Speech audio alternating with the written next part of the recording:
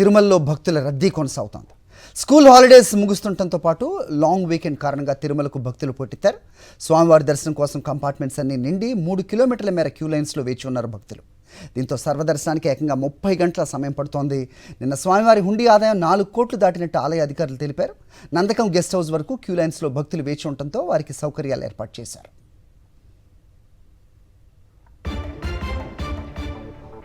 Right, భక్తుల రద్దీకి సంబంధించి మరిన్ని అప్డేట్స్ మా ప్రతినిధి ప్రసాద్ అడిగి తెలుసుకుందాం. ప్రసాద్, చెప్పండి.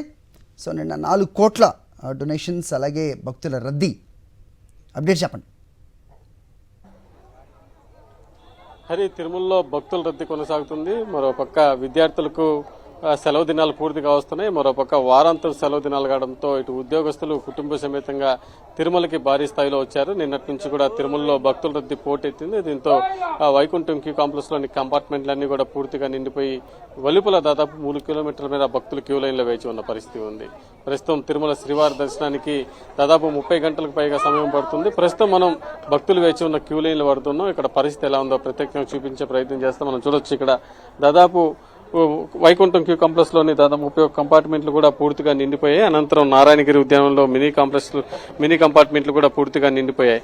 ఆ తర్వాత టీటీడీ అదనంగా ఏర్పాటు చేసిన ఈ క్యూ లైన్లన్నీ కూడా దాదాపు నారాయణగిరి గార్డెన్స్ నుంచి కూడా ఇటు గోగార్భం డ్యాం వరకు కూడా పూర్తిగా భక్తులతో నిండిపోయిన పరిస్థితి ఉంది. నిన్నటి నుంచి కూడా భక్తుల రద్దీ కొనసాగుతుంది. నిన్న సాయంత్రం దాదాపు 6 గంటల ప్రాంతంలో రద్దీ ఎక్కువగా ఉండడంతో భక్తుల్ని క్యూ లైన్లోకి అనుమతించడం ఆపివేశారు. అనంతరం కూడా భక్తులు అధిక స్థాయిలో రావడంతో ఈ రోజు వేకువజామున 6 గంటల నుంచి కూడా క్యూ లైన్లోకి భక్తుల్ని అనుమతిస్తూ వస్తున్నారు. ఈ సందర్భంగా ఇక్కడ క్యూ లైన్లో భక్తులందరూ చూడొచ్చు, గంటల తరపు కూడా క్యూ లైన్ లో వేచి ఉండి సోమవారం దర్శనం కోసం వెళ్తున్న పరిస్థితి ఉంది. ఇదే పరిస్థితి దాదాపు ఒక క్యూ లైన్ లోనే 20 గంటలకు పైగా వేచి ఉండాల్సిన పరిస్థితి. అనంతరం కంపార్ట్మెంట్ లోకి వెళ్తారు.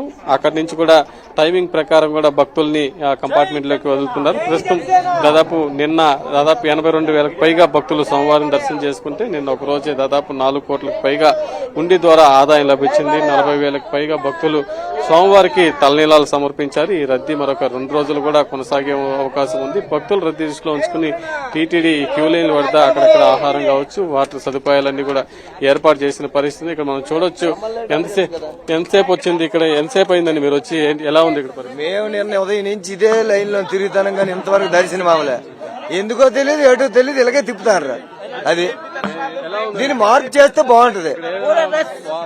ఏర్పాట్లు బాగున్నాయి, వాటర్ ఇస్తారు, అవన్నీ బాగున్నాయి, కానీ తిప్పడమే బాగులే. తిప్పడాలు కాదు కానీ విఐపి దర్శనాలు అంటే ఎక్కువ టైం తీసుకుంటున్నారు. ఇప్పుడు సామాన్య ప్రజలకు చాలా ఇబ్బంది అవుతుంది. కొంచెం సర్వదర్శనం వచ్చే వాళ్ళకి కొంచెం టైం ఎక్కువ ఇవ్వాలి కదా, వాళ్ళకి కేటాయించాలి. బ్రేక్ దర్శనం ఇచ్చుకుంటూ పోతే మేము ఇది లేట్ అవుతుంది.